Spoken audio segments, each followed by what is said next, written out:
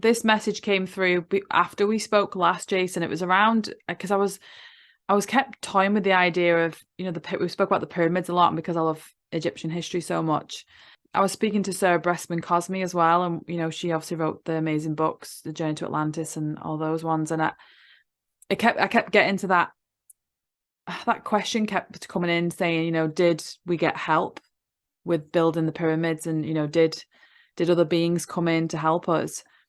And I wanted to just kind of ponder the idea, so I had it in my mind for like a day or so. And when I was meditating the day after, I think the message was, even if we did get help or if we didn't get help, it's to remember that humanity in itself is strong, is powerful, is gifted. And I think sometimes we kind of say, oh, our gifts and our powers aren't as strong as like, other beings on other realms.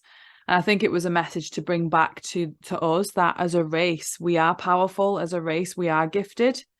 And to remember that, even if we did get help, and if we, whatever happened in our past, to remember that we also had, the gifts and the power and the strength to build these amazing things in our world, Mm-hmm. Well, for the pyramids, and you hear multiple stories, and I just take each story just to memory and everything. I've heard many stories of the pyramids, and the only thing I keep going back to is on a couple of things with the pyramids. Whether we got help or we build them or someone else built them, but it's kind of like, even when you're doing past life regressions, like, how do you really know that's the Great Pyramids in Egypt and not the pyramids somewhere else? Mm-hmm. And you're looking at, since there's multiple timelines, maybe on one timeline, this race created it, and then maybe on another timeline, the humanity race created the Great Pyramids. And then another thing is, which pyramids, since there's so many pyramids, even during Atlantis times that had pyramids, what if those pyramids that we thought were the Great Pyramids, and someone was seeing it in their session, they thought that was the Great Pyramids in Atlantis.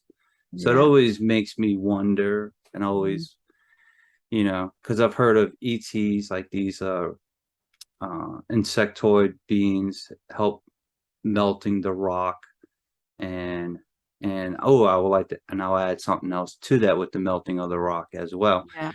So that these these insectoid Mm-hmm.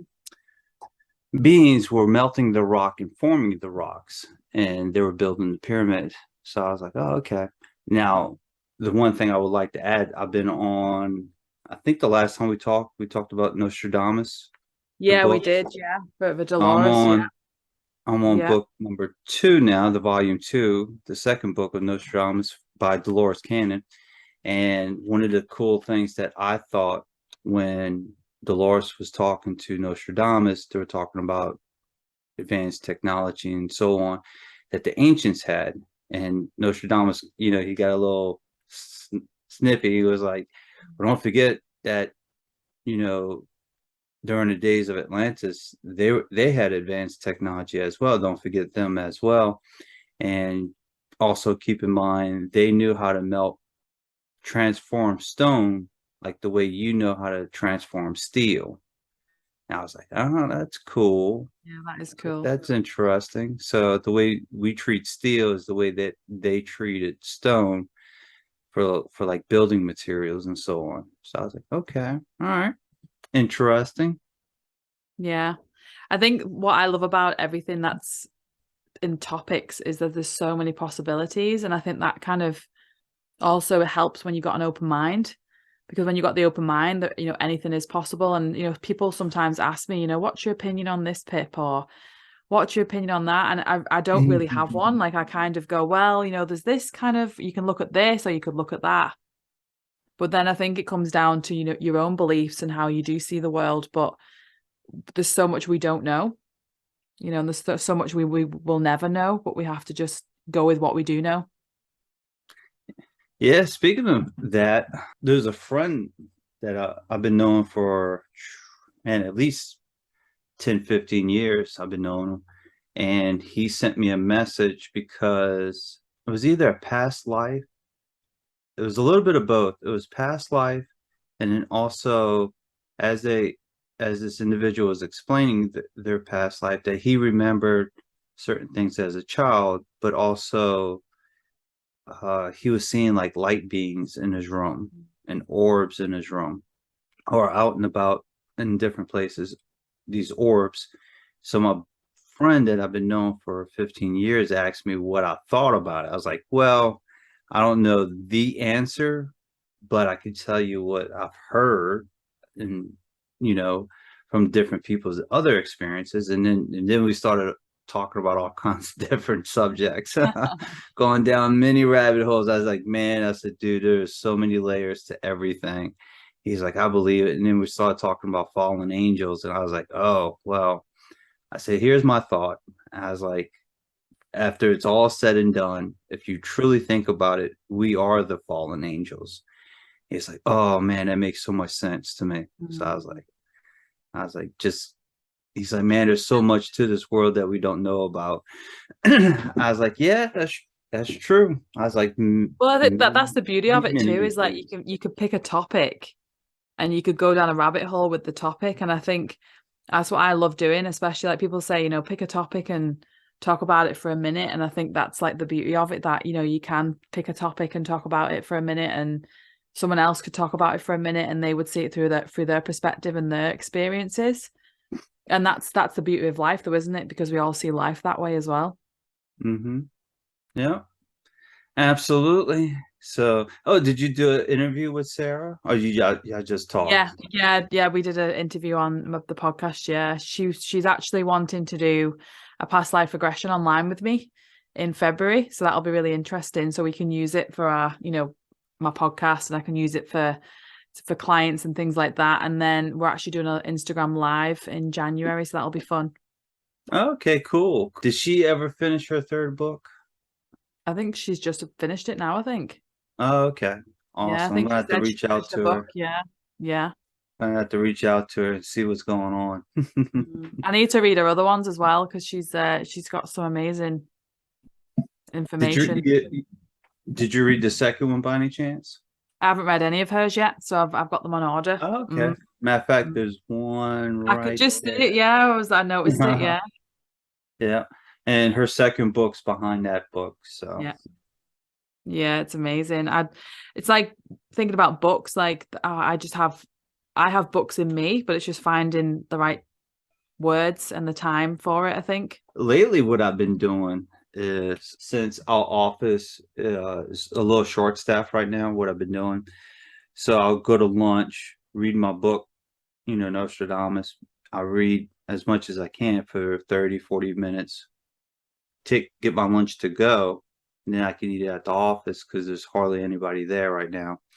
And so I'm like, well, I still take my hour lunch break, and we're allowed to eat at our desk now, and because they changed the rules recently. Because at first, like during COVID, they were like, no, don't, don't do all that, because of sanitary purposes.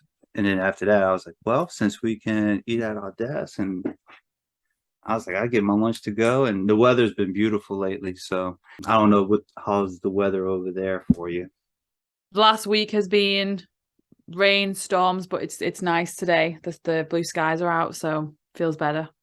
And for her books, for Sarah's books, man, you can't go wrong with those books. Those are pretty interesting topics that come up and everything. It kind of answers, I don't want to give much away. I want you to be surprised, but it kind of answers a lot of our ancient past, even history of humanity before it came to Earth, the cycle, the history before certain things took place, and they were making a decision to come to this planet. And I don't want to ruin too much of it, but I was like, oh, that's interesting. I was like, that's a very interesting viewpoint. Have you ever seen the movie? It came out 2 years ago, the Disney movie Soul. Oh, what's it about? It's actually a spiritual movie about, life and where we go when we die. And is it brand new? No, it came out 2 years ago. It's a Disney one, Soul. It's brilliant, and I watched it with Chris when we were separated, and I cried because it just makes a lot of sense, and it talks about purpose and what your purpose in life is, and that the message is really beautiful. It talks about like your purpose isn't like sometimes like what you do. The purpose is who you are, and it's like I won't want to ruin it for you as well. Like I don't want to give you any spoilers, but it's a beautiful movie, and you'll resonate with it being a spiritual person, Jason, because it's he isn't living a purposeful life, and he has to go and learn the lessons to know what a purposeful life is. So it's beautiful for Disney to make something like that. Oh, that's Mm. interesting, especially that it came from Disney. It looked like Yeah. it was created by Pixar, so maybe Mm. that was something that was in the works before they got acquired, maybe. Yeah. It's a brilliant, brilliant message. It's like Coco as well. The Coco is about the Mexican when they have it's just I happened, saw a little bit of that one. yeah.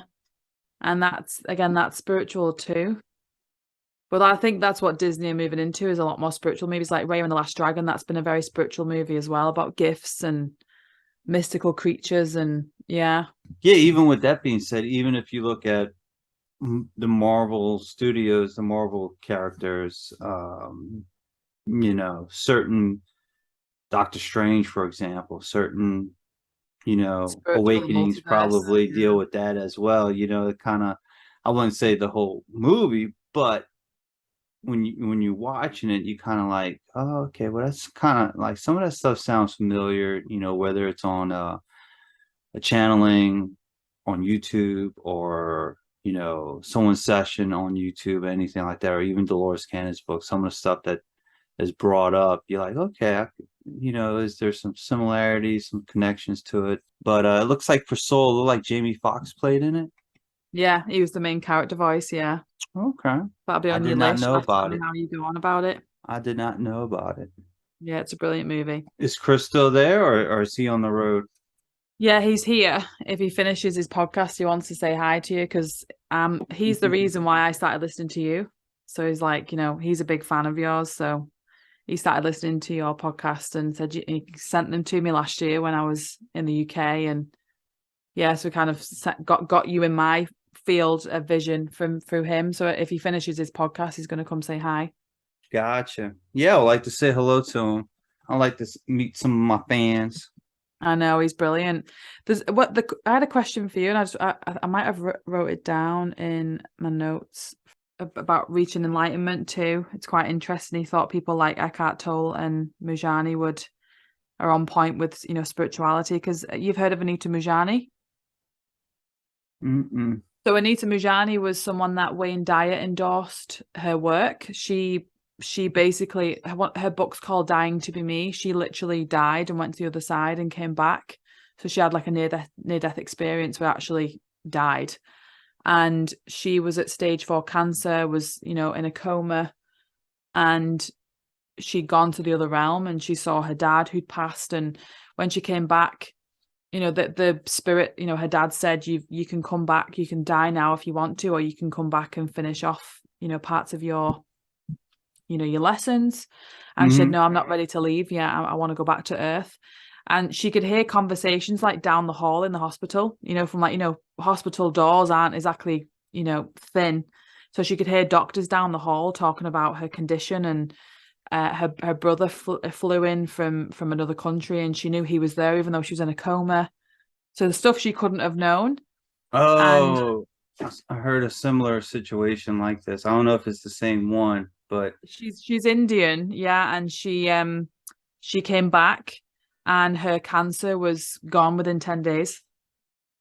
oh wow. Yeah, she was a really, really, really good story. So Wayne Dyer heard her story, and then he endorsed her work with Hay House. And that's how we got to know Anita through Wayne's work. So that's why the guy mentioned about Mujani, because she's probably at that level where, she's basically died and come back. So everything changed for her.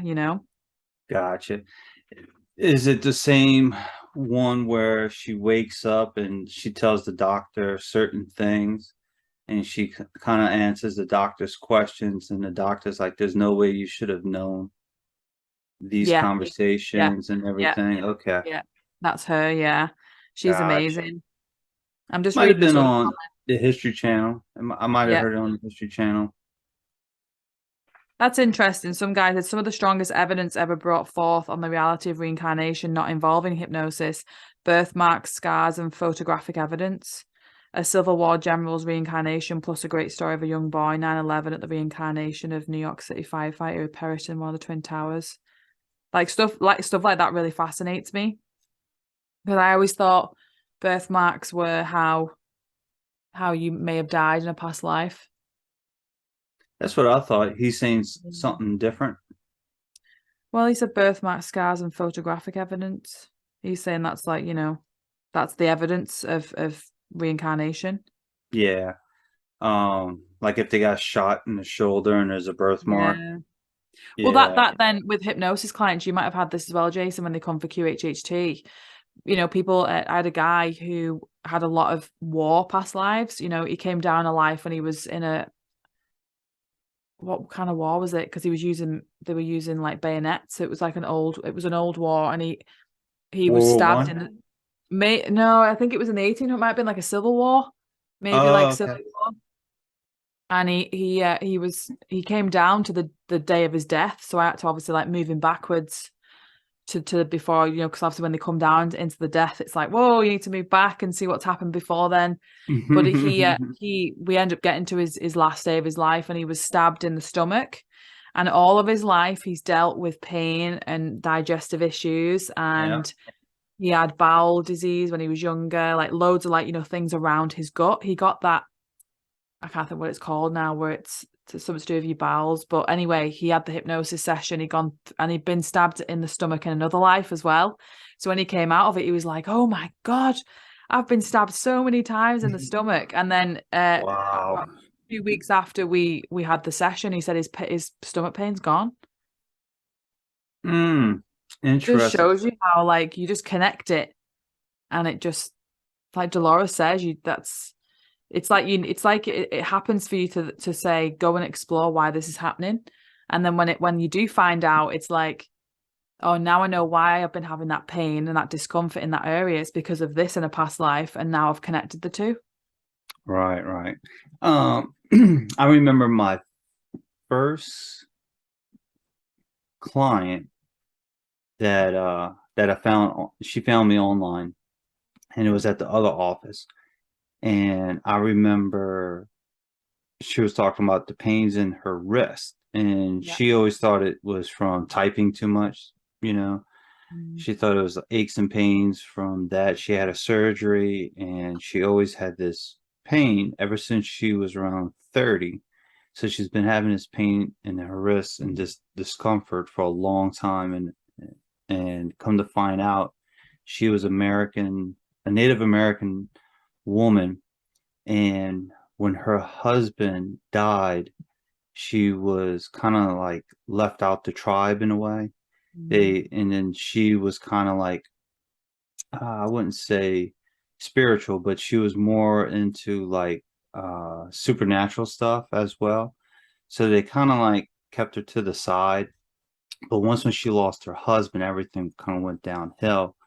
And when she wound up doing something, she tried to commit suicide and she slit her wrist.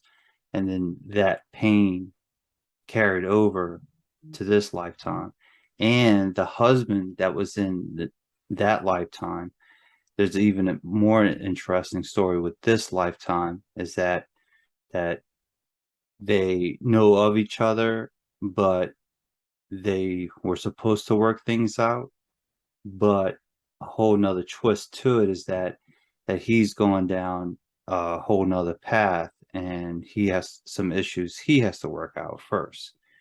And it's either it might happen, it might not happen, but it's up to him for him to Yeah. work out his issues first. And it was very interesting to hear all that, how those two things are connected, where the ex-husband in that lifetime and then the current relationship in this lifetime, and then also with the wrist, Yeah. carrying over and everything. She goes, well, that explains the discomfort in my wrist all this time. Yeah. It's the same with the lady I was working with. She came and she'd had a lot of womb issues, like, down in her sexual area, and she just had lots of different problems, always at the doctors, gynecologist, things like that. And, she had really heavy periods, things like that. So she came with a lot of, things that she wanted to heal. And we went to some of her past lives, and she was kind of like a princess in a past life, like not so much princess, but she was high up in a very wealthy family. And she got pregnant by, I think it was the gardener. It was like a typical, like she was in love with the gardener or one of the workers, and got pregnant, and her mother and father like basically like disowned her, and she had to go and have like a birth in like, with all these different maids. And her actual birthing experience was very traumatic, and she ended up losing the baby. She lost a lot of blood.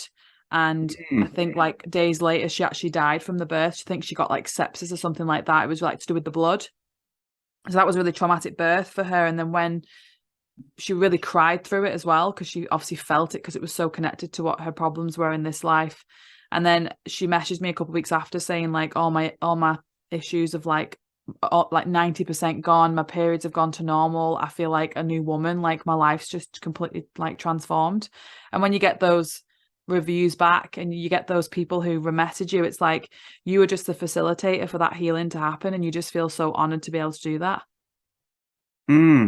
Yeah, absolutely. And it gives you a good feeling, like a sense of an accomplishment. You're like, yeah.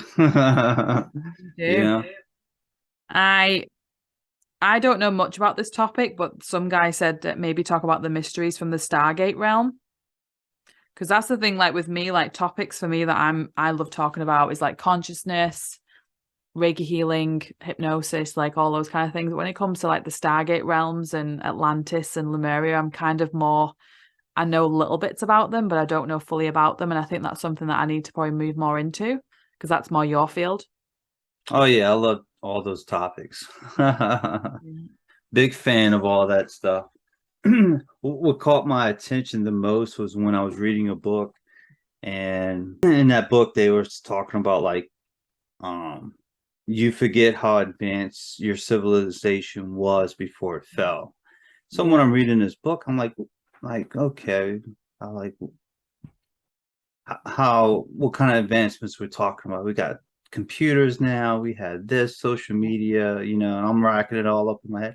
I was like, maybe they're talking about something else, and then it continued on and said something like they had a better knowledge of the stars, better knowledge of crystals. And then another thing that was interesting was the medical field. They had way more advanced technology than what we had. And I was like, no way. I was like, we have x-ray machines, we have MRI machines. Well, from what I understand, they had that doesn't even compare to what they had back in the day in those times. And they had a lot more knowledge of the human body, of like how energy worked for like the cells.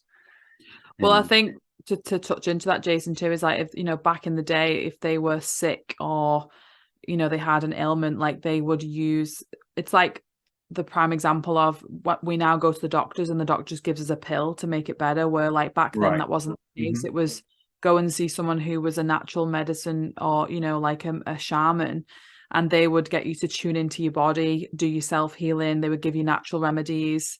That's not the case for everyone. Some of the sicknesses and illnesses that were around, like infection, that was something that we couldn't obviously save a lot of people from.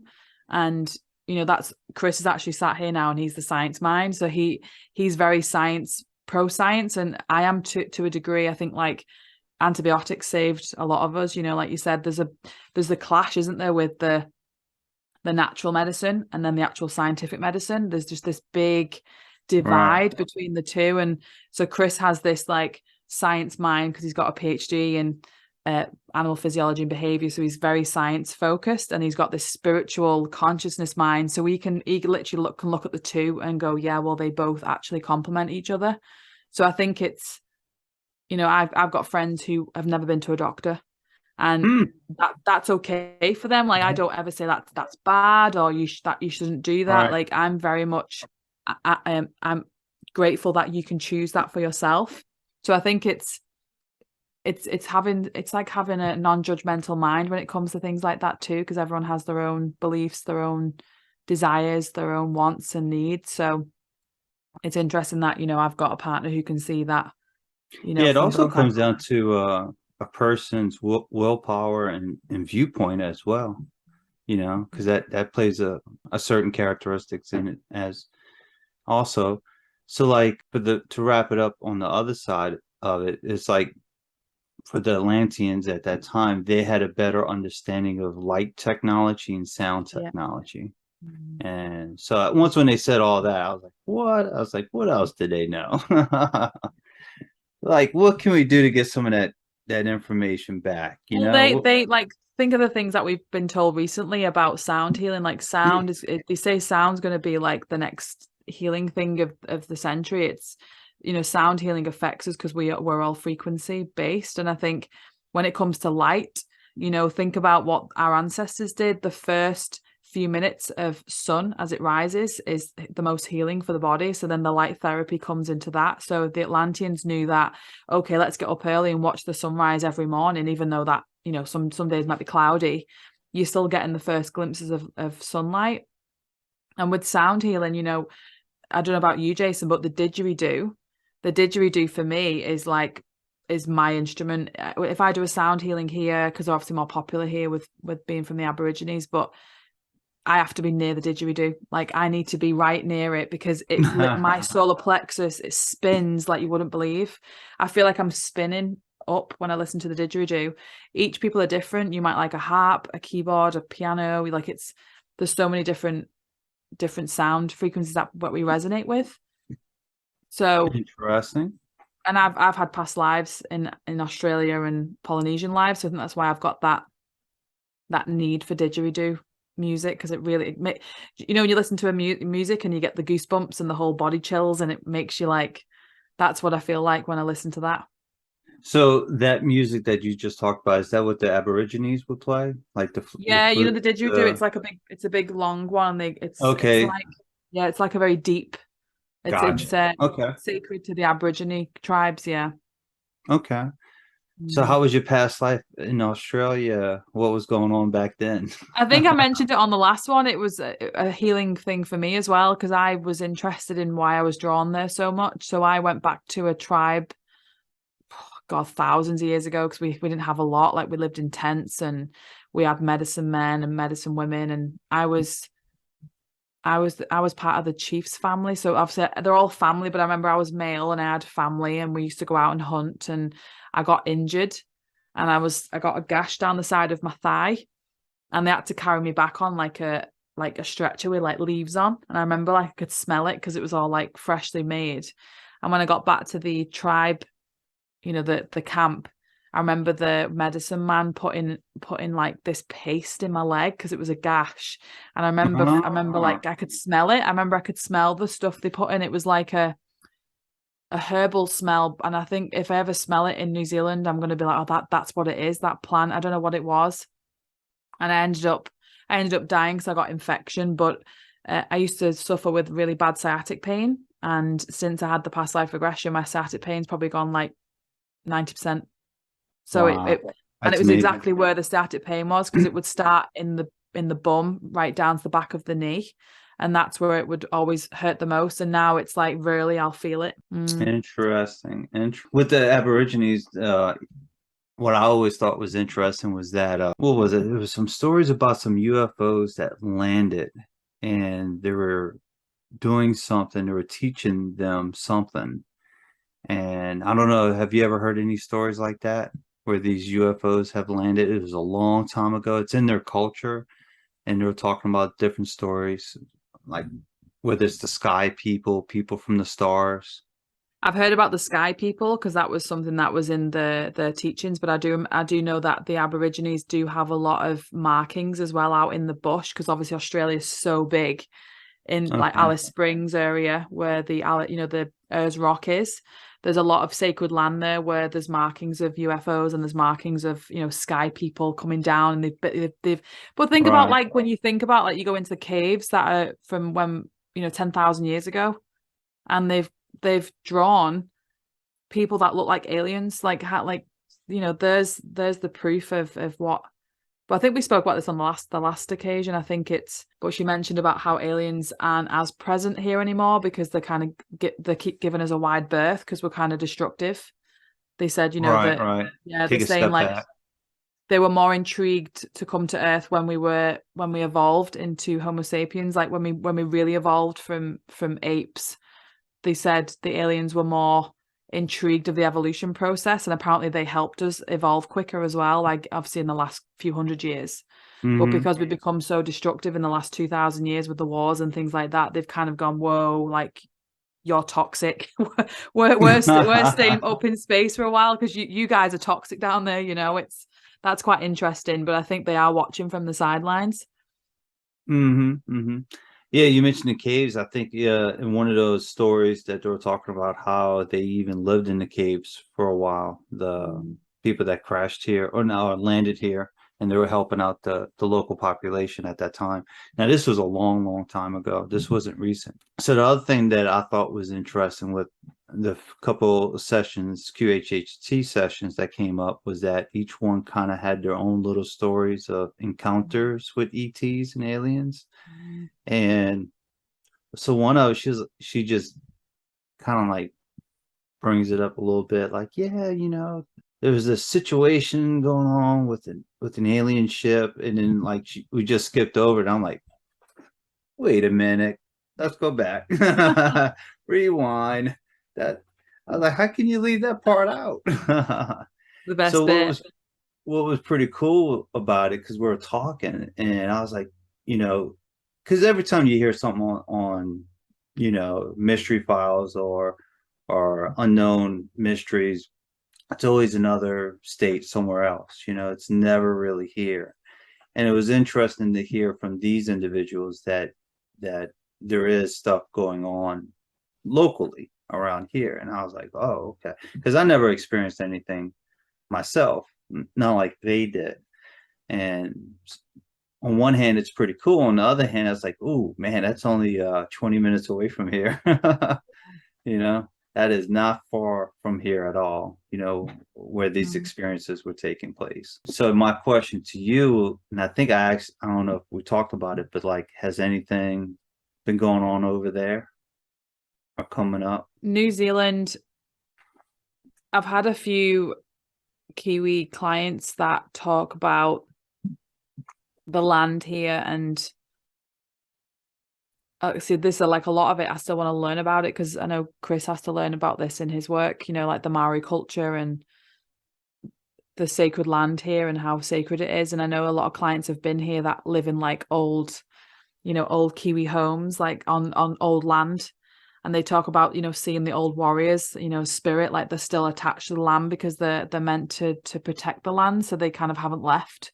And obviously they're on the Oh, that's spirit side. interesting. So yeah, there's a lady that wants me to go to her home to clear and cleanse it. Like it's nothing like spooky or sinister. It's more just A that blessing kind of it's thing. spooking the kids out because they're seeing these like warrior Maori men with all the tattoos and hardly wearing anything with these like feathers on the backs and stuff like that. So it's just such a sacred land. And I think the more you learn about it, the more you realize this, New Zealand's not been, say around long, but it's like not been inhabited for long. So it's, that was tribal. So again, with Australia, like you think about all the Polynesian lives, that's what I love about these lands, because they haven't been not destroyed, because like a lot of the Right. Not yeah a lot they of remind me of the original Earth. Like you think some Maori, I've met a few Maori women, and they've said, think about the Moana movie, Disney again, that's what New Zealand's like. It's what the original Earth would have looked like. And I find it fascinating that dinosaurs weren't on this land here, because when like Chris takes me to these walks, you drive through and it literally feels like you're driving through Jurassic Park, because it's Ah, so that's green and interesting. so luscious. Yeah. And you think, the dinosaurs weren't here, but it's still that beautiful old sacred land that like you said would remind you of Lemuria and Atlantis, because it's not been touched much. Right. Mm. That's interesting. So it sounds like there's a lot of history for those lands as well. A lot of Yeah, stuff a that's lot. going on. All right, kind of made me think about Ireland a little bit. You know how they have certain spiritual levels and everything, and sacred lands and fairies and everything. So it seems like there's interesting energies going on over there. Well, there's so much in the UK, isn't there, history-wise? Hmm. Oh yeah, that's a whole nother conversation. That's one you could talk to Chris about because he's English history nerd, aren't you? Is he still working or? Yeah, he wants to come say hi to you, so you can come say hi. This is Chris who got me involved with you. Yeah. Hey, Jason. Hey Chris, what's going on, man? Good. How are things back home in the States? Good. Everything's getting back to normal. Cruises, all the mandates are lifted and everything. So the cruise industry is back to normal. So But I haven't been back in 3 years. God, Yeah, it's 3 years. Yeah. 3 years. Yeah, 3 years when I left with COVID kicking off. Yeah, it's been an amazing journey. So nice. yeah, I love the Nice. podcast. I was looking for a quantum healing one, and yours came up, and I just instantly was hooked. And I said, Pip, you got to listen to this one. This is just like because she was doing QHHT, all the stuff with Nice. Dolores. Yeah, it's been really great. Nice. Yeah, I appreciate it. Yeah. Well, yeah, Chris is working, so he does his teaching and Yeah. but he's really spiritual too. So he's got like, you've got that kind of Yeah, it's funny you guys were talking. I just listened in, and you were talking about the healing. Like, remember, there's the placebo effect.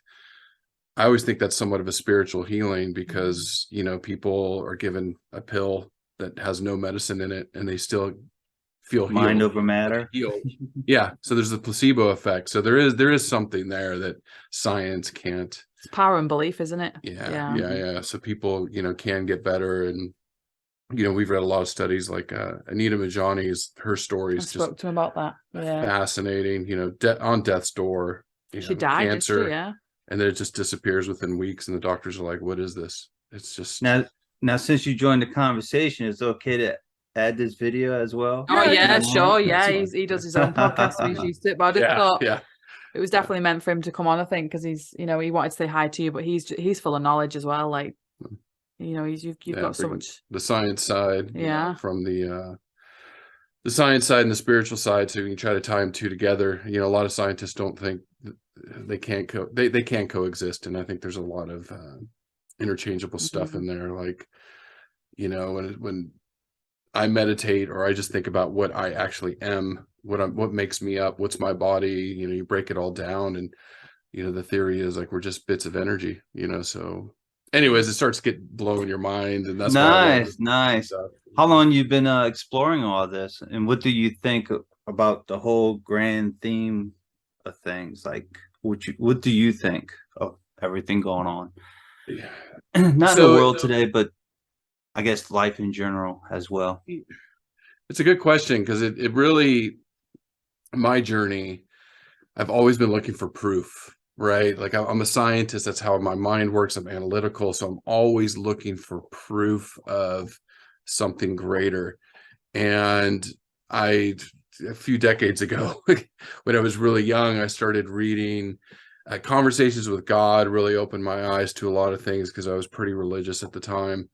And then I started reading a lot of Michael Newton's books on his past life regressions, and I was just like him. And then the NDE research really started opening my mind that there's something greater. And you go to Michael Newton, it's not a spiritual sense so much as just he was a hypnotherapist in psychology, that all of these students all of a sudden, or students, all of these clients started having these past life memories, and he's like, what is this? And it took him down this path of really getting into hypnotherapy with past lives.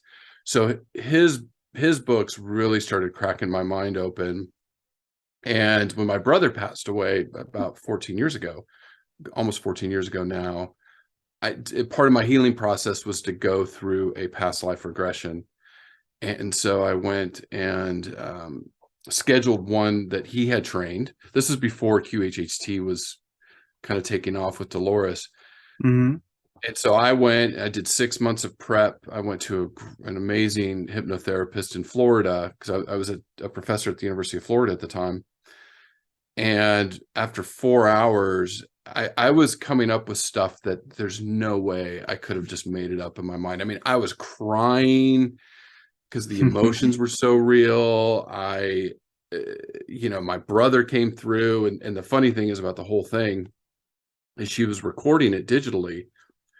The second my brother comes through, it's all static. And I still have the recording to this day. And it's just all static. And I felt his energy come in. And it was stuff that you just can't make up in your mind, right? Like with QHHT, these past lives that you have, like even with Pippa, and I've gone through a couple of QHHT sessions now. You just can't make this stuff up. It's just it's instantaneous. Right. I understand exactly what you're saying. And also it's like, why would you make some of it up as well? You know, why would you be this Native American lady committing suicide and grieving over her husband? You know, why would you make that up? And why would you be a slave girl in a castle in Scandinavia? Why wouldn't you be the princess in the castle? Yeah. No, I'd say out of all of them, the one that just to this day, and I'm looking at a couple of my Crow books, I was a Crow Indian. I didn't know who the Crow Indians were. I mean, growing up in the US, it was the Sioux or our dog's chewing her bone. Go somewhere else here. Yeah, she's a nightmare. She's a nightmare today. So I was a Crow Indian. And, if I would think if I was making things up, I would be Sioux, because everything's Sioux Indian, or Apache or Comanche, or I guess it depends on where you grew up in the US, but I had no idea. For us. Yeah. And I had no idea who the Crow were. I didn't even know they existed. And so I was this Crow Indian. And I remember my feelings at the time were I felt this incredible pressure from the East. And because it was like the 1870s, and she had asked me, how do you feel? And I said, I feel like we're being encroached upon. The white man, the white Americans keep pushing other tribes that were encroaching on the Crow Indian. And again, I'm a history nerd, but I had no idea of American Indian history that much. I didn't look a lot into it. And so we were being encroached upon by other tribes. Our hunting lands, our lands, sacred lands, were being encroached upon. So she takes me the day of my death, and we wake up in the morning, and there was a raid by the Blackfeet tribe, and they wiped us all out. And we were a small offshoot. We were on our own. We were a small family group. They just came in and wiped us out. I got speared in the leg, and I got bashed over the head. And I remember feeling the incredible pain during the regression. Wow. And so that one really stood out to me. So I went back and started doing the research after it, because I'm that science nerd. And I'm like, okay, was this real? Like, I don't even know who these tribes are. Come to find out, the Blackfeet and the Crow hated each other. At the time, the Sioux Indian and a lot of the tribes in the east of the U.S. were encroaching on the tribes in the west because they were being pushed out at time. The getting bashed over the head, it was a big thing, like to count coup, and the Indians would go and smack you with a club, and that's counting coup. And however, it's like tallying on a board.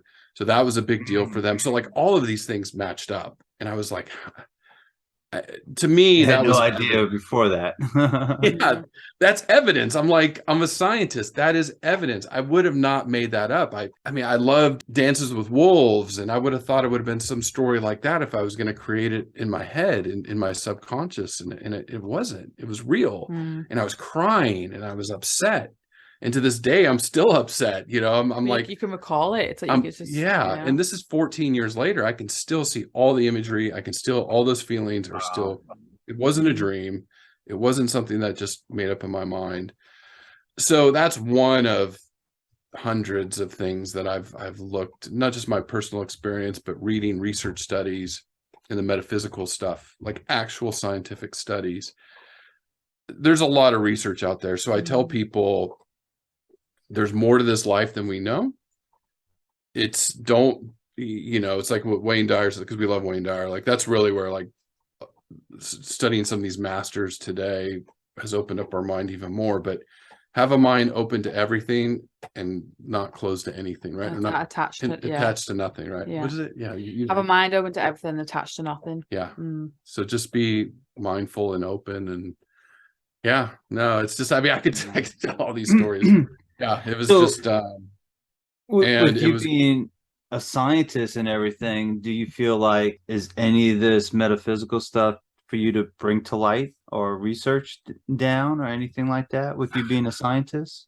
Well, mine's more, I'm really focused on animal conservation right now and trying to preserve wildlife in our environment. And I think there needs to be a conscious shift. And I'm happy, as tough as the last few years have been, I am seeing an awakening across the planet spiritually. And I think environmentalism is taking root, that we are seeing change. We are seeing governments listen. This election in Brazil, people don't realize how big that was for the world. The Brazilian government was just bulldozing the Amazon rainforest, that we were just about to lose it within the next 5 years. If they would have kept up doing what they're doing, the whole balance, without getting into the science of it, would have shifted. And scientists were predicting that we would lose the Amazon rainforest. It would turn into one giant savanna in South America, which would be devastating to millions and millions of species, devastating to the planet. So this last election in Brazil that barely made a blip in the news, probably in the States and here in New Zealand. Yeah, that's what I was fill us in. Yeah, it was critical. It was absolutely critical. So a lot of that's going on around the planet. So spiritually, I think Pip and I, a couple of years ago, when we really started going down this path together, it was like, heal yourself to heal the planet. Because I keep asking myself, how do I get somebody to care about the Brazilian rainforest if they are suffering themselves, struggling day in, day out? They don't have the energy or the ability to care about something else when they can barely eat. Or well, it's like what Wayne says, you can't give away what you don't have. So if you don't have love for yourself, you can't give love away to the planet. So it's interesting. Because he said the analogy was, if you used to squeeze an orange, what would come out of an orange? Obviously orange juice. So if someone was to squeeze you today, what would come out of you? So if you don't have compassion for yourself and love for yourself, you're not going to have love and compassion for the planet and animals and other people. And that's why when you get, there's a lot of people aren't compassionate with each other, and they're not kind to each other. It's because they're not actually being kind to themselves. So it's, when it comes to our planet, is that we've got to have, it's also respect too. If you don't have respect for yourself, you're not going to have respect for the outer world, are you? So it all comes to self. It's all about self. True. So since both of y'all on here, what do y'all think the future holds for us? What do y'all feel? Because you already touched base on it. You feel like things are getting better. I think that. What do you think our future will look like? I'm a big believer that everything's perfect as it is right now, and it's as it's meant to be. The world's as it's meant to be, and I think for our future, I think we as a race hold that future. I think it's like manifesting your life, isn't it? It's like we can choose how we want to move forward in this life, and I think by us all doing our little bit, that's why we want to ignite people's spiritual awakenings, because they're all playing their little part into the tapestry of the future. So I think the future is going to be brighter and lighter and more spiritual. And for me, I feel like the Earth's a cycle. So this is like a big awakening, and there'll be like a bit of maybe a drop. There might be a little bit of not like a recession, but like there's always a cycle, isn't there? Like everything's a cycle. Everything is moving in a circular motion, because the universe, our Earth's circular, everything's circular, moving around and around. So I think we've got to really focus right now. There's this big shift, there's this big awakening happening, and I think we need to remember to embrace that as it's happening, because as we move into the future, this is our future children, our future grandchildren, our future generations to say, oh well, it's like when we talk about the healing, ancestral healing, our old ancestors, you know, had a way about themselves, and now we're the shift for the future, like us right now, for our children. Oh, you know, well, Grandma Pip and Granddad Chris were spiritual, and he helped conservation, and Pip did this for the world, and you know, so it's remembering that you're going to make a difference. Thing going on. Yeah, they spoke to Jason. Yeah, it's like, you know, that we're going to be remembered as the shifting point for our future, and I think the Earth's going to become lighter for sure. Yeah, absolutely. I mean, it's like in my podcast I do, the conservation one, I always feel bad giving the bad news, because there's lots of bad news out there with species struggling. You know, we interview all these conservation experts, but there's a lot of optimism, because every species we cover in this podcast, there's always a group behind trying to save them. So like this week we're doing this Sphinx's macaw. It's blue macaw. It's extinct in the wild. There's maybe 100 left, but there are people out there fighting, spending tons of money trying to save this one animal species. So we're very optimistic that we can reverse these trends, but you know, we have to do it as a collective. It can't be just little old New Zealand, you know, down here, very green economy, very pushing, like single-use plastics aren't a thing anymore. I mean, we have cardboard straws. They drove us nuts, but we got rid of plastic, right? Pushing electric cars by 2030, I think, or 2035. Yeah. No more combustible engines. So there's a lot of positive going on from that standpoint. I think listening to your podcast, listening to, you know, working with Pip, talking to people around the world, I think there's this great spiritual awakening. I think we're in the transition phase. I think that's why it's hard. I think that's why COVID's hard. I think that's why politics around the world right now are hard, because the old energies are fighting to control. And I know you talk a lot about like New World Order, all of that stuff, all that old money. They're trying to New Earth versus New World Order series. Yeah. But I think the, like Dolores talks about the star seeds and the children coming in, the waves coming in are going to overwhelm that old energy. And I think, you know, in our next lifetime, or unless if we come back, if we choose to come back, I think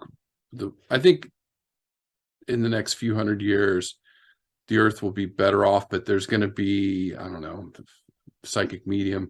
There's going to be a lot more bumps in the road on the way, because transition's not easy, you know. And with you being a scientist, I would love to pick your brain on these two things. So I don't know, you're a fan of Dolores Cannon's books, correct? If I ain't mistaken. Yeah. So Pip said I was on the third. I'm still in the second, and I agree with you. The second is pretty amazing, because I went straight to the second. She told you the story when she interviewed you, how I just, when I was channeling, this little old lady was sitting on the bench by when I go through the door, you know, and usually it's my spirit guide, and I have some questions about the day or my life or anything. And this little old lady sitting on the bench, and I was like, that's interesting. Okay. So I go over and sit down, and she was eating candy, and I was, and she just looked like a little old grandma. Like, she's like, oh, do you want some sweets? And I was just like, oh no, okay. And then I was like, and I'm like, who are you? And she's like, Dolores. And I'm like, who? Dolores Cannon? I was like, oh my God, I think I know who you are. I was like, okay.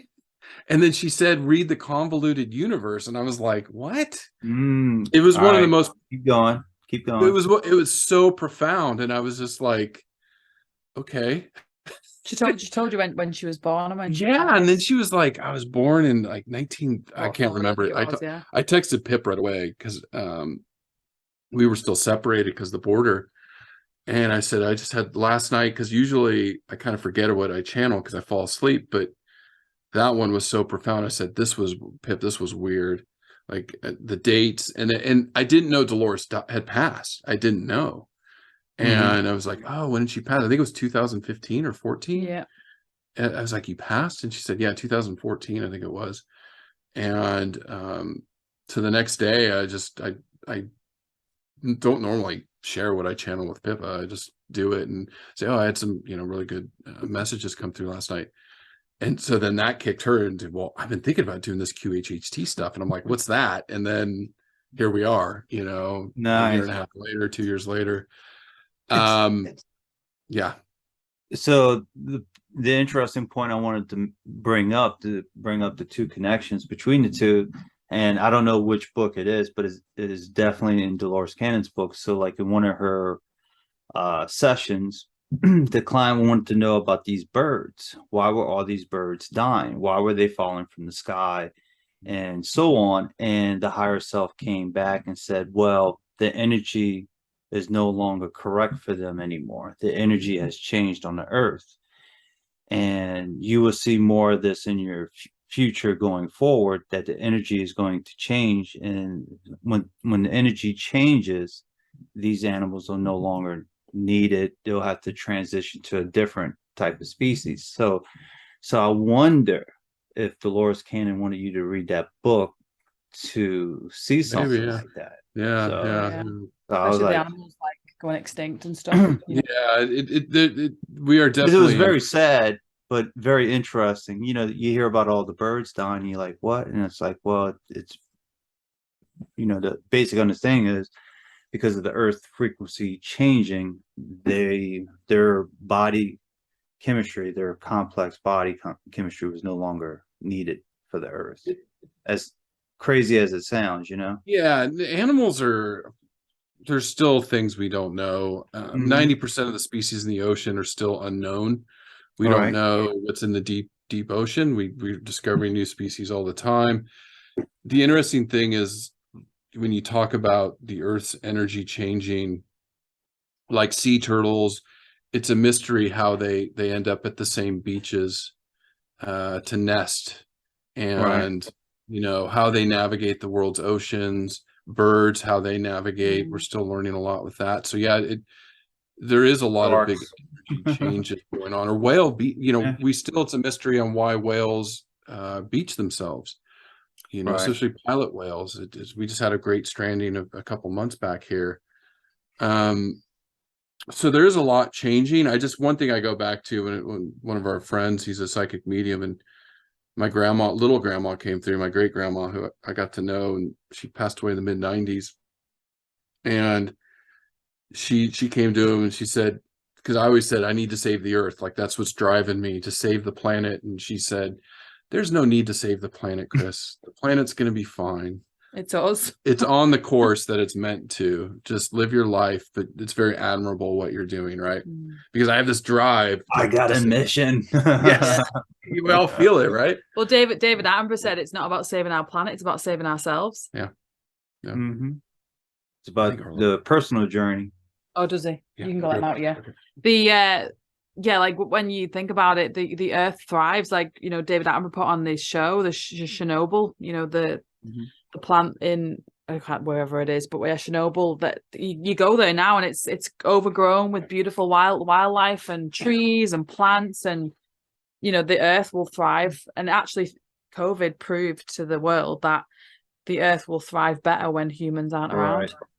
Right. Even the animals were like wandering through the neighborhoods, wondering where. Yeah, like dolphins were in Venice, the rivers, and then the deers and other animals were in the backyards. And so we're the dominant species, obviously, but it just shows you that animals are, it's like the not hiding, but when we're not around and we're not destroying the planet, the animals are like, woohoo, Nice. So the other thing I wanted to bring up, especially with the animals, because I like to take notes about, whether it's from Dolores Cannon, Edgar Casey, or other books as well, or even individuals' sessions. And they talk about the future. And I'm starting to notice, because I was like, what about our pets in the future? And man, from what it sounds like, from what I'm reading, and I'm talking about hundreds of years in the future, that the animal kingdom and the human kingdom become more and more separate between the two. It's kind of like, leave the animal kingdom alone, let them take care of it, let them do their thing, and then let the humans do their thing on this side. And then y'all don't do anything on that side. Because I was like, what about pets? Like, is there still dogs, cats in the future? And it was very, very little talk about any of that stuff. And then like certain animals will leave the planet because they were saying that certain species will not make it through whatever Earth shifts or changes that comes about. And I was like, oh, but everything has its place in a way too. So I was like, all right, but it was kind of interesting how that part of it with the future that they were talking about, we really wouldn't have pets and we really wouldn't have certain species on the planets. So, and I wanted to pick your brain on that as well, not for an answer, but to throw that at you, maybe that will relax you a little bit. I think, I think where we're going as a species, it's been in the news as we record this lately. People are alarmed that the birth rates are low right now. After COVID, around the world, the human population is going to start going back into decline, which is a good thing because right now we're using up about 176% of the Earth's resources each year. The Earth can't support this many people, right? We can't feed this many people. So that's a good thing. I think genetics are going to alter us in the next few hundred years faster than we think. I think there's going to be, we're Homo sapiens. Those that are looking forward, the geneticists that are looking forward are going to see Homo sapiens sapien, where we're going to evolve into a smarter, hardier species than we are today. And we're going to be able to do that through genetics and genetic manipulation. I know it's scary. It's scary to us today, bioethics, all that fun stuff. But I think maybe we'll get to a point where and this is funny because you read Dolores's work or Atlantis and, they got to a point where then they self-destructed. It happened once before. Yes, it's a cycle, right? Yeah, and we got to see if we can break the cycle. But I think we're going to, not in our lifetime and maybe not in my children's lifetime, but in maybe our great-great-great-grandchildren or great-great-great-great-grandchildren, we're going to start seeing this change in the next couple hundred years where people are going to be living to be 150, 200 years. We're almost, from a scientist standpoint, we're about a decade off on extending life through genetic therapies, gene therapies. It's not my field of science, but reading it, regenerative medicine, we're almost there. So potentially I can live well into my hundreds because of this. But when you have people living that long, we've got to think of the resources to support that population, right? So anyways, where I'm getting at, where I'm taking this home, Jason, is going to Mars. Yeah, going to Mars, even though this is a better planet, is, I think we're maybe get to when we're in the Homo sapien point where we don't need pets. Like we need our pets. Like we'll have robots.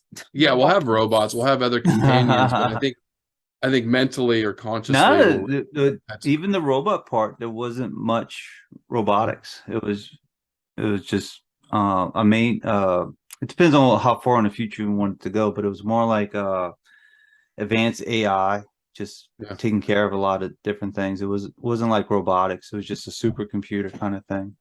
So yeah, so I agree with you. I think we'll get to a point where we won't have pets, and we're not taking our pets into space, and we'll have space stations up where people are, space hotels, who knows, all that fun stuff. But to think about, but I think as we evolve, if you look at what's been channeled with Atlantis and Lemuria, right, that's the other one, and these advanced societies, that's almost a blueprint of, I think, of where we're going, with technology and the ability, because you read the books and they talk a lot about genetic manipulation, and that's what the Atlanteans were working on, right? That's some of the stuff they were doing. They had advanced technology with genetics.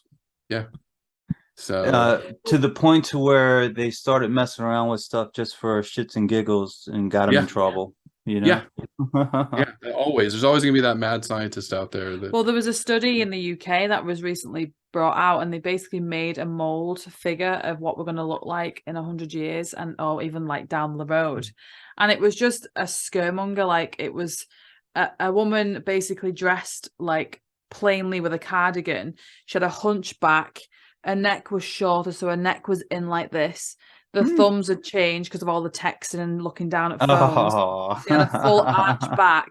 And then they was basically saying on the, it was like BBC in the UK, they put this study out, and they obviously built this mold of what we're going to look like, because we're obviously like looking down all the time and our bodies are going to change. And I was thinking, that's a lot of BS. Like, it's just, again, scaremongering people. It's, you know. Yeah, of course. Well, I tell you what, you know, one of my projects, you know, my mom passed away, so I'm cleaning out her shed, and I'm like going through all this old stuff, and I'm finding 8-tracks, cassette tapes, and all that. And I mean, that used to be the technology back in the day, you know. And it's like, when I'm gonna, like, no one listens to cassette tapes, no one uses a VHS, you know, tape deck or whatever. And these 8-tracks and these records, and I'm like, man, you know, talk about how technology has changed. So it had me thinking, I'm glad you brought it up. It had me thinking, like, you know, what's, you know, after cell phones, well, what's going to be the next thing? You know, you mentioned texting, you know, and then iPods and MP3 players, but I'm like, pretty soon, what's going to be the next thing, you know? So for them to say that we're going to be all hunched over and like this, I find that hard to believe. Yeah, you know? no. What's interesting too is we actually asked Suzanne Spooner to ask Julia, Dolores' daughter, did Dolores eat like candy? She always had sweets in her mouth, like she always had like sweets, because you thought it was gum at first or mints, and she said no, it was like candy sweets, and she always had. Right. Julia That and said, playing yeah, with her hair. candy. Yeah. She loved to curl her hair and take care of her hair. She always used to pick things out, and she just like she was always picking like an ape does. I always notice her on the videos doing that. Yeah. She's gonna come in through one of your sessions. Okay, Yeah, like an ape. Okay. Yeah, she definitely will. So you remember that lifetime when you was an ape? Yeah. Remember when you was a Bigfoot? Yeah. Yeah, that was her first book, Convoluted Universe. But yeah, the second one's good. No. Well, you should book in with Jason for your own little chat. Yeah, I know. I can back up. You can have a chat with just because I love me and Chris love talking about all this kind of stuff. Like, you know, we've been doing a episode on my podcast about, you know, conscious relationships, and maybe it's something we can talk about on a different episode around, you know, trauma in relationships and triggers and consciousness in relationships and communication, because it's big at the moment. So it's just like if there's a certain trauma in a relationship, like what's the trigger point for it? So something we're passionate about. But I was thinking that you could get Chris on yourself to pick his brain about all the sciencey stuff that I don't really know much about. Maybe we see where the conversation goes. That's for sure. You know, I would say, like, look at you talked about it, and I think in your interview with him was the Hubble. Aliens. I know what it was. It dealt with aliens. Yeah. What is your thoughts when Dolores Cannon talks about past lives and they have an alien life? What are your thoughts on it from your scientific point of view? You know, we don't have proof. We don't. I heard you guys talking. What came across my mind was the Nazca lines in Peru, right? In the high desert, they have these crazy, blow your mind away lines in the desert that they thought were for the gods, but the gods, I think, were potentially another species visiting us. I have no doubt there's life in the universe. I was going to bring up that the deep field, the Hubble deep field, you look at the billions and billions and billions of galaxies that are around us, then there's billions and billions and billions of stars within those galaxies with trillions and trillions and trillions of planets. There's life out there. Now, how advanced are they? Can they travel? Have they discovered technology that we can't even think of? Yeah, sure. I mean, who am I to say there's not an alien species, you know, that has 1,000 years on us, or 2,000 or 10,000 years or 1,000,000 years of evolution on us, and they know of technologies that allow to develop, like, I think we think wormholes, you know, to be able to travel across the galaxy. Einstein brilliant. We were just talking about this with my little one the other day, who's the smartest man or person to ever live, and Einstein's up there. Bending space-time. So where we are in our knowledge of the universe today, that's a possibility of bending space-time and developing these wormholes that we could travel through possibly. So you give us, if we survive the next 10,000 years, become Homo sapien, sapien, sapien, sapien, or something else, the technologies we can come up with to travel through space fast. Absolutely, I think it's a possibility. And I personally do not have any experience seeing things. I've been camping. I was in the military for a while out in the desert, but I've heard of friends in the Army that were like, I saw this thing one night. I can't explain it. Again, I'm always looking for evidence, right? What was that thing you saw? Yeah. I had a guy, he was in the desert. He said this big red thing came down from the sky, landed. It was near Edwards Air Force Base. I was at Fort Irwin. He said he was in his Humvee by himself because they were monitoring things. And I heard the same story. Floated down, yeah, and then just gone. And he was like, I remember him late at night telling us the story, and it wasn't like he was trying to scare us or anything. We were just all doing soldier talk. I remember that story. I was like, wow, okay, and I've had a couple other friends that have seen things in the sky. And so, is there life out there? I can almost guarantee you there is. How advanced they are, I don't know, but we have life at in the Mariana Trench, where there's no sunlight. Life abounds down there. Life finds a way. Jurassic Park, life finds a way. Yeah. Yeah, absolutely. Yeah. Speaking of life, I noticed you talked about the human species, the birth rate, the birth count is going down. So in my mind, I always think about that as well, and I always go back to what Dolores said as well, like how the call went out to to help humanity evolve. The call went out to the universe, and part of that call resulted to the baby boomers. So, now Suzanne, in one of her interviews, actually one of her videos, she was talking about how, like, in that session, I think it was either the higher self or some other being came through, and it was talking about, it was a council, I believe, and that the whole meeting was taking place to see if they needed more new souls to come to Earth to help humanity evolve. And from what I understand, that humanity is doing a good job so far, and that we're doing okay. We don't need all these extra new souls to come in, that we're on the right path.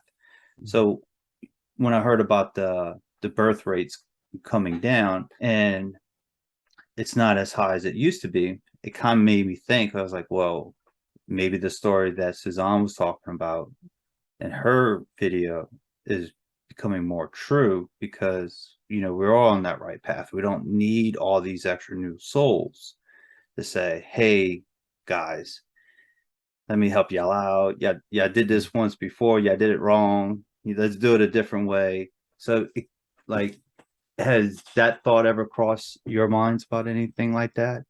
Like a hunch? We've talked, her and I, yeah, it's interesting you talk about that, because it seems like things are clicking into place, right? With this transition, like, Pip and I are like, part of the waves that Dolores talks about. And I always felt like, sometimes I feel like I don't belong on this planet because I don't resonate with people and hate and anger. And what, you're not an old soul of Earth? Yeah, but I feel like I am. But you were, I think you feel like you weren't meant to come back this time, but you basically had to. She kicked me in the rear.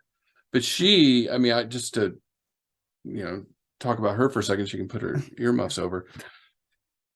The energy around Pippa is like, she's a special soul. Like, she's helped heal me where I was, and not to, I love her to death, but her clients come in, and the energy in the room, there's a healing energy around her. So I don't know if Pip was meant to come back to Earth, but maybe the Earth needed her. And I know she's part of, I really feel it deep in my bones and my energy that she was one of the seeds sent, and I know there's many, like a Suzanne and Jason, like you all have your part, were sent around the planet to help heal. And like you walk into the room with Pippa, and I watch her clients come in, and they're just like glowing after her, and I'm like, yeah, when I met this woman, it was just like, wow, you know, it was healing, and she has changed the trajectory of my life. So I think there's a lot of that going on. I think maybe the wave, the third wave, right? It was the third wave. Yeah, the third wave. They're here now. They're entering adulthood, or they're in adulthood, and they're doing the work. So yeah, I think now we probably hopefully hit a tier, and we start to see the human population come back down to something that's sustainable. And like I said, these new medicines that are coming on will live longer. We'll find the barrier, the space life, things like that. I don't know. We talk about it all the time. Like we the rabbit hole. Yeah.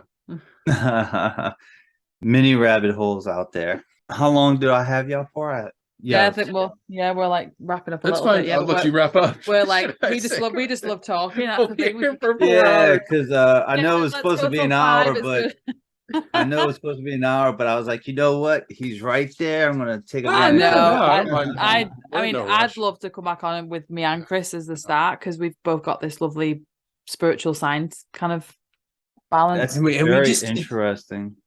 We had like 8 months of COVID. We were around each other 24/7, and then we're 18 months apart. Yeah, this relationship we have is insane. It is insane. It's nothing like I've ever had. We don't fight. We get in little tiffs, but we don't fight. But we find it as opposites attract kind of thing. No, we're actually like the same soul, but male and female. Yeah. Okay. Like we're very closely aligned. Yeah, very. Because I know Dolores didn't believe in twin flames and soulmates. She didn't believe in that per se. She just believed in resonating souls. Like you have a similar purpose, similar passion, similar, similar mission. Well, here's one real quick, Jason. So Pip, I had a QHHT session before Pip came, and she's like, I want to gift this for you for your birthday coming up. And so we found a level 2 practitioner here in New Zealand who's just down the road. And I went, in my first life, I was a woman, which are tough because I'm very masculine energy, but I was a woman, going across the plains of America. I saw the lace up boots. I had like a dark dress on, and I was coughing barely. I couldn't breathe really well. And my husband was taking me to the next town to get treatment. And I fell off the wagon and died right then and there. And then my husband buried me out on the prairie somewhere in Texas, I think it was. And then I looked, and it was Pip was the man and I was the woman. And so I told her that story. I was like, wow, in my voice note coming back, and it's making me want to cry now. And she just started bawling, like, oh my God. Like she just felt like the tears are coming now. Like that's how, when he told me about it, it's like my soul instantly knew. And I had like when you see the flashbacks on a movie where they have the flashback of a memory, I felt like this flashback memory came into my vision, and I remember it. I remember having to bury my wife, and I was the husband, and he couldn't bring it up for weeks. He would bring it up like as a joke, like, do you remember when you buried me in that life? And I'd go, oh, and I'd like cry for like, and he couldn't bring it up because I was just like, even now, as my tears started to come in my eyes, because it was, I buried the love of my life, and it was just, there's been many signs and weird stuff with Chris and I with our relationship. That's, again, you can't explain it without, it's like, to experience it, you have to experience it to be like, what the hell? Right. So in that lifetime, you fell off the cart and had an accident. No, I just died. I was taken. I think I had TB. Yeah, I was taking him to her to a bigger town to see a doctor, and on the path, she died, and I had to bury her there on the plane. Really, and I actually remember it. Yeah, I think I just collapsed. Goodness. Yeah, I remember seeing my feet, and then I was above watching him bury me. And well, we did one where we did a past life together. We did like a Dick Supton one together, like whether we were separated, and we actually went to the same, like, similar past life. Like it was like the same, but from masculine and feminine. It was weird. Yeah, we've got a lot of weird stuff like that happen, but yeah, I think it's like once you start tapping into your higher self and the 5D self, and you start to see the world in a different light. And I don't know who said it. It's like, I wish you could see the world through my eyes. Yeah. And it's like, I wish I could show people how I see the world now as a scientist with a science background and as a spiritual background, and going, wow, I can see where they merge. Yeah, they do. You know, they definitely complement merge. each other. Yeah. And there's a lot. I can just say there's mountains of evidence. There's something greater than this. All of our scientists of the world, they're all spiritual. Einstein, Newton, Tesla, like they all were spiritual because they knew the laws of the universe. Right.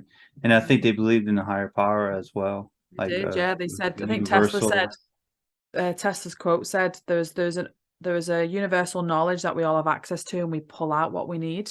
So on the lines of that, like he said, and that reminded me of the life that I told you about on the last time we chatted. The woman who said there's a wall in the universe. Yeah. I didn't forget about that. That reminds me of what Nikola Tesla said. There's this great knowledge that we all have access to, but we all pull what we need to in this life, you know. So that's why we all have different gifts and different wisdom and things like that. So it really resonated with me. Gotcha. For that session where you was a woman and everything, why would you make that up, man? Why would you be a woman? That was like making me upset. Exactly. I'm like, I'm a man's man. You couldn't think of anything else? I was a warrior. Exactly. I was a Crow Indian, and yeah, I was a meek woman. Did your higher self say anything interesting at the end of the session? Do you recall? I have to listen to it again. I haven't. Yeah. Why? What was the purpose of that lifetime? Yeah.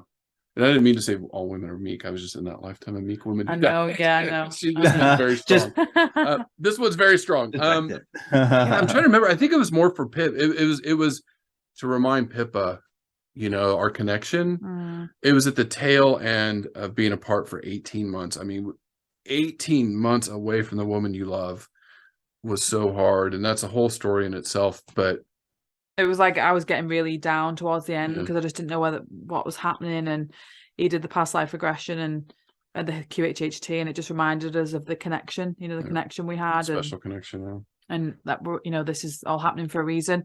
And now we're grateful for the separation because of how much healing we did, you know, as a couple. And we do want to tell more people about our story because it is really profound.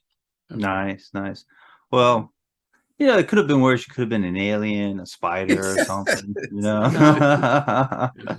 No, we've had many. I look like a frog. I have purple skin. I know. You know. Yeah. I have 5 digits. I have 5 fingers, and I'm walking around.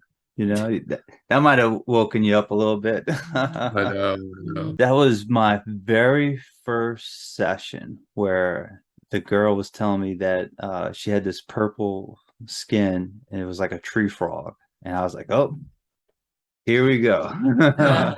Alien life. Those are the best ones. Those are challenging. Those are challenging. I'll Yeah. have to have Pippa try to put me under again. It's tough when it's her.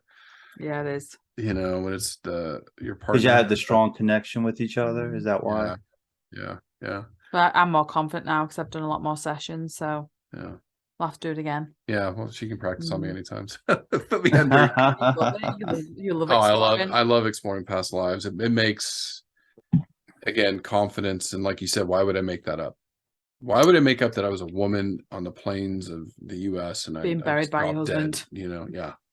And like have you ever thought about writing down some scientific questions and asking your higher self the scientific questions? Thought about that, haven't you? Yeah, it's funny. It's like when I channel, it's just the clearest thing ever. And I told Pip, I wish I could record it right then and there of what comes back when I ask about life and why things happen. And it's my guide, Ethan. And if I talk to my brother or like Dolores, it's just this conversation that's natural. And you just can't make it up. Like, you can't make this stuff up. Profound messages that you wouldn't even like, even the language that comes across, like the language you wouldn't speak, but it's like the messages you get through are really profound. One thing that my spiritual teachers tell me is you and Chris need to channel more together.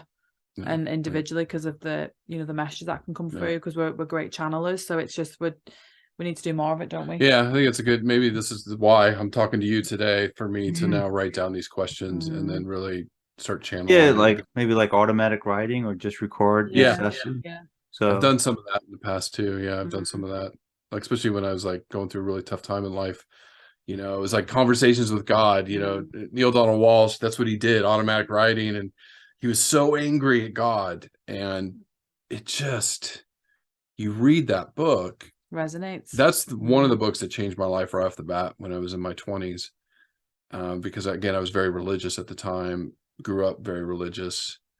And then, like I said, Michael Newton was what really started turning me a little bit. And then holographic universe, reading Brian Weiss's work, all these other people's work who did past life regressions, Edgar Cayce, the NDE research. No, Raymond Moody, his work in the 1970s. On near-death experience work. And now I think it was University of Virginia has a metaphysical little program where they go out and investigate a lot of this stuff scientifically. So I just tell people there's a mountain of evidence out there that there's something greater than what we know. Right. And when I have my little freakouts, because my scientist comes in and goes, well, what if this is just it? What if you just die and everything's black? And I have these little freakouts, these anxiety attacks, like sometimes when I'm sleeping. And then I remind myself, I'm like, okay, go back, past life memory. You can't make that up. Anita Mujani, you can't make that up. You go back to all these things and it calms me, and then I meditate and everything's fine. But yeah. And you can also use that information for and it also helped me out, like when a loved one passes on, it's not the end of their story. It's just the next chapter in their story, They've just altered form, as Wayne says. Absolutely. Well, we'll probably leave it there and leave it on a to be continued. To be continued while y'all go shopping. We've got date night tonight, which is super important for us, 'cause we have his kids on and off, so we have a date night when we can. Nice. Perfect. Was there a date night in the previous life? Probably, well, yeah, when I buried him, that was a date. That was a date day. She stole me away from my family, but I was so in love. All these lifetimes later. Awesome. That is awesome. Yeah, y'all should do it. Y'all should do a group channeling, with y'all too and everything. Record your sessions and stuff and see what comes up. See, see what information comes to light. Tracy that he had on that did the chat, she channels as she's on the session. Yeah, I listened to her. It's very, I listened to her and I'm like, I think, what if I could do that? If I could just sit here and I probably could, I could get in that space, open up my mind. I've done it before with my sister and stuff, and just things will just come flying. You're in the zone. Yeah. If you need me to ask y'all some questions, you can write them down. I can, y'all can say it or y'all can write it down, but I can ask y'all the questions while y'all focus on the meditations, the channeling, So just a thought, food for thought. That'd be really cool. Yeah. Who knows what will come through, Yeah. It'd be a powerful duet. Yeah. So thanks for your time again. I love chatting to you. Probably people want to talk to us again. So we'll absolutely. Well, we always try to keep these sessions to an hour, but it never lasts. Never do. I know. It's impossible. Yeah, I know. It's too much. So where are you from, Chris? I grew up in Southern California. Okay. So I was in the military. I was stationed up at Fort Lewis, and then I went to grad school. I was in Texas A&M. Then I taught at Clemson for a couple of years in South Carolina, and then I was in Florida for about 10 years, UF, before I moved to New Zealand. Okay. So I kind of lived all over the States. I've been in your neck of the woods, and Midwest and the Northeast, probably where I haven't been too much, but up and down the West Coast and all over the South. Yeah. Okay. Yeah. I thought you would sound more like Pippa, but you I don't. know, no, Maybe no, we've got to no. start getting the accents. Yeah, and that Kiwi's rubbing off. Living here I've been here for over 2 years Well, now. you can turn your southern accent on if you want to. Yeah, my southern, it's not as good as his authentic. My southern doesn't get too right. So then I got to start twanging. I love the southern accent. It's my favorite accent ever. Yeah. Nice. Awesome. Now we'll wrap it up.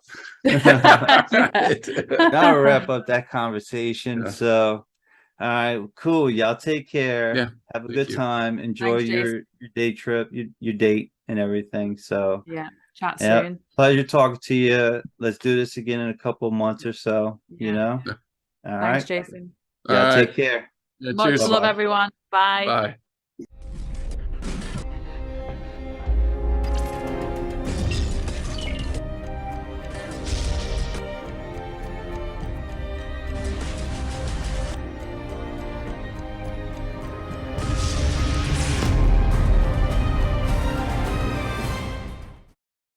Yeah, the last 2 weeks I was feeling more going inward. Like I haven't had loads on my plate, but the good thing is you always feel like you're going through something alone, and then when you actually talk to other people, they're actually going through something similar. And I think that's really important to know that no matter what you're going through, sometimes it's collectively as well. Lately, what's been pretty interesting coming across on my side is that few clients came to me and each one of them is interested in some sort of records, like Akashic records, Yeah. or they have the ability to connect to all these records. So it's interesting. So not only one person, it's two, and then there's a third person that lives down the street from me. I'm like, it's just crazy. Everybody's like very close now, whereas usually everybody's an hour away or 2 hours away, So we shall see what happens, what comes through. But pretty cool stuff that they were talking about. And we just did the past life regression and we didn't get to dive deep into anything pretty exciting. It was more like the higher self came through and did its thing. But it was like, hey, we seems like she's interested in a lot of stuff. Are we gonna have this conversation again? And they were like, yes. I was like, all right. So, and one cool thing to notice was that her past life, I won't even say it's her past life, it's more like her higher self. One of the things that they were doing on another planet was that they were gathering information. They were gathering just information, records, technology, whatever. And they were sharing it among themselves in this like committee, this group. And each one was more like an advanced light being at this point. And she's like, it was kind of funny. She was like, I have information too. I have information to share as well. So I was like, oh, this is cool. Interesting. We shall see what happens, how it all plays out. Yeah, definitely. I think